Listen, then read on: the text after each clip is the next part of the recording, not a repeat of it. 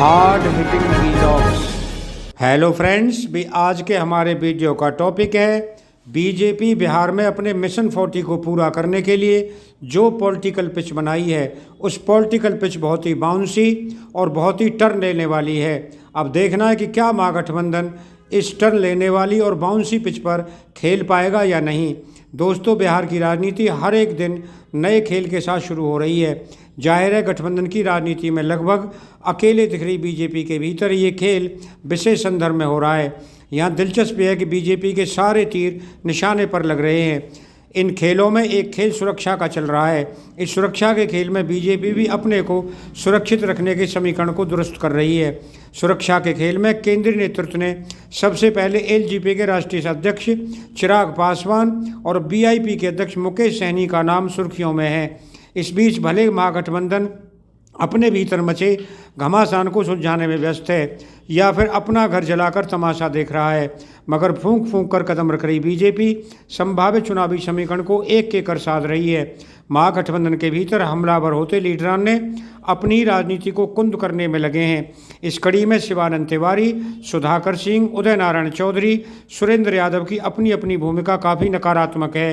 इन स्थितियों में भाजपा पूरी परिपक्वता के साथ 2024 लोकसभा चुनावी समीकरण बनाने में व्यस्त है। दोस्तों, विकासशील इंसान पार्टी यानी कि बीआईपी मुकेश सहनी पर मेहरबान सरकार अब उन्हें 22+ कैटेगरी की सुरक्षा देने जा रही है। ये निर्णय केंद्रीय गृह मंत्रालय ने मुकेश सहनी को खुश करने के लिए किया है। केंद्र सरकार इंटेलिजेंस ब्यूरो की रिपोर्ट के आधार पर यह सुरक्षा मुकेश सहनी को दी है। अब मुकेश सहनी की सुरक्षा में कम से कम 11 सुरक्षाकर्मी साथ में रहेंगे। अब सहनी के साथ सीआईएसएफ के जवान, साथ में 2 पर्सनल सिक्योरिटी ऑफिसर और पुलिसकर्मी रहेंगे। जाहिर है, सुरक्षा के साथ भाजपा नेतृत्व ने मल्लाह जाति को अपने पक्ष में लाने की मुहिम की शुरुआत कर दी है। दोस्तों, वैसे तो सबसे बड़ी सुरक्षा LJSPG होती है जो PM को मिलती है। इसमें कम से कम 52 सुरक्षाकर्मी होते हैं। इसके बाद अन्य बीआईपी के लिए 4 यानी कि X, Y, Y+, Z और Z+ सुरक्षा मिलती है। Z+ की सुरक्षा VVIP को दी जाती है। इसके अलावा संभावित खतरे का अनुमान होने पर बीआईपी या बड़े नेताओं को Z या Y+ सुरक्षा दी जाती है। राजनीतिक गलियारों में चर्चा है कि इस संदर्भ में बिहार सरकार से कोई फीडबैक नहीं ली गई। आईबी ने केंद्रीय गृह मंत्रालय को अपनी रिपोर्ट सौंपी थी। बीआईपी के अध्यक्ष मुकेश सहनी के ऊपर संभावित खतरे को देखते हुए केंद्रीय गृह मंत्रालय ने उन्हें 22+ कैटेगरी की सुरक्षा दी है। कहा जा रहा है कि मुकेश सहनी को सुरक्षा देकर भाजपा वोटों के नज़रिए से खुद को सुरक्षित कर रही है। ये आगामी लोकसभा की अभी से तैयारी है।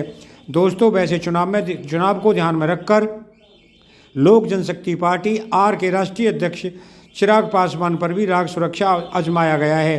केंद्रीय गृह मंत्रालय ने कुछ समय पहले लोक जनशक्ति पार्टी रामविलास पासवान के प्रमुख चिराग पासवान को Z कैटेगरी की सुरक्षा दी थी। इसके बाद अब चिराग के साथ लगभग 22 सुरक्षाकर्मी साथ में रहेंगे। हालांकि इससे पहले उन्हें 22 सुरक्षा मुहैया कराई गई थी। हालांकि चिराग पासवान पर मेहरबान तो केंद्र सरकार थी ही। इस वजह से अपरोक्ष रूप से चिराग पासवान ने मदद कर उपचुनाव में भाजपा को 2 सीटों पर जीत दिलाई।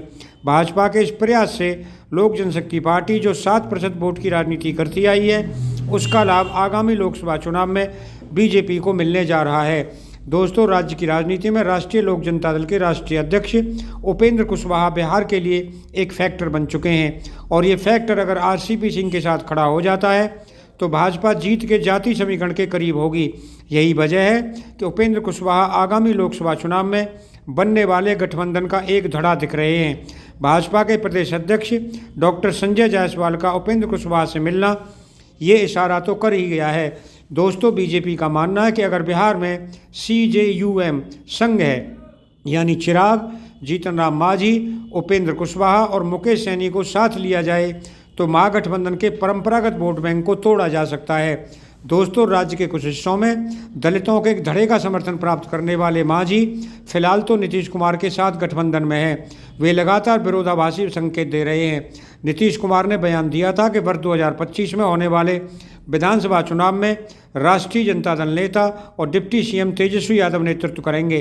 जिसके बाद मांझी ने दावा किया कि उनके बेटे संतोष कुमार सुमन, जो बिहार सरकार में मंत्री हैं, खुद को किसी भी अन्य दावेदार से बेहतर मुख्यमंत्री साबित करेंगे।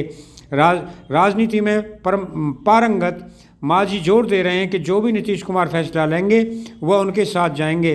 लेकिन यह भी तथ्य है कि 2020 के विधानसभा चुनाव में उन्होंने भाजपा के साथ गठबंधन किया था। दोस्तों, अगर आपको ये वीडियो पसंद आया हो तो चैनल को सब्सक्राइब करें, वीडियो को लाइक करें, ज़्यादा से ज़्यादा शेयर करें। आप लोगों का बहुत बहुत धन्यवाद। Thank you very much.